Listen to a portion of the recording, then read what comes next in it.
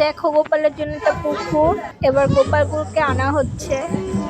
ভিডিওটা পুরো লাস্ট পর্যন্ত দেখবে, তাহলেই বুঝতে পারবে। গোপালগুলোকে আনা হচ্ছে পুকুরে, পুকুরে এবার স্নান করবে গোপাল। সবাই আসছে গোপালকে নিয়ে। আমি যাবো। হ্যাঁ, আজকে জন্মাষ্টমীর পুরো ব্লগটা নিয়ে তোমাদের সামনে এসেছি। মন্দিরে সবাই মিলে, পাড়া সবাই মিলে জন্মাষ্টমী করা হচ্ছে।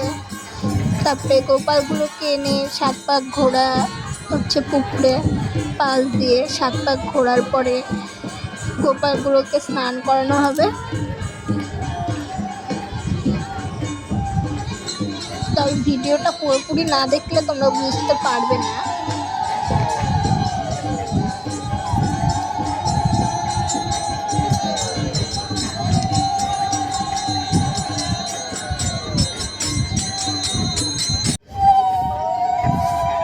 ঘোরা শেষ হয়ে যাচ্ছে, এবার বরণ করার পালা। সবাই মিলে বরণ শেষ করে গোপালের স্নানে করাবে এবার।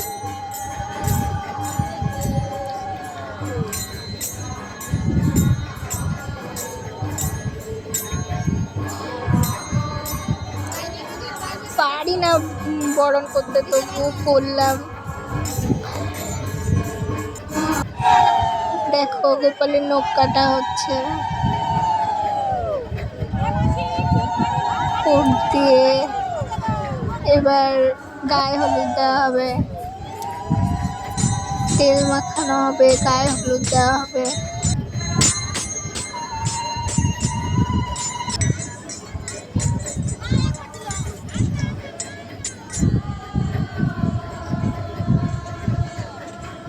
সবাই মিলেই মাখাচ্ছিল, গায়ে হলুদ দিচ্ছিল গোপালের।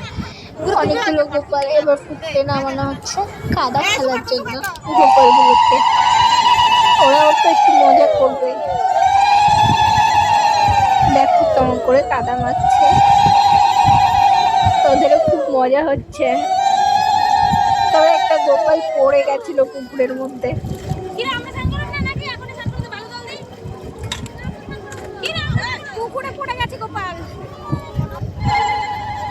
গোপালগুলোকে স্নান করানো হচ্ছে এবার।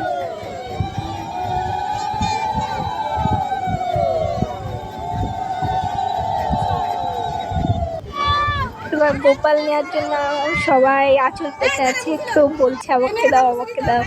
সবাই কাড়াকুড়ি করছিল গোপালগুলোকে নেওয়ার জন্য।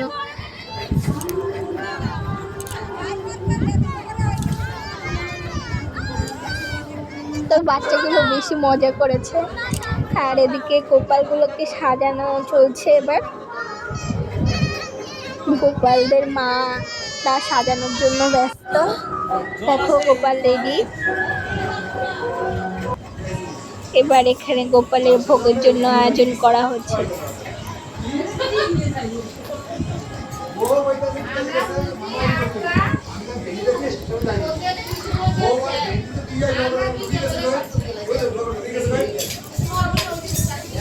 একদিকে গোপাল ভোগ খাচ্ছে আর একদিকে কীর্তন হচ্ছে।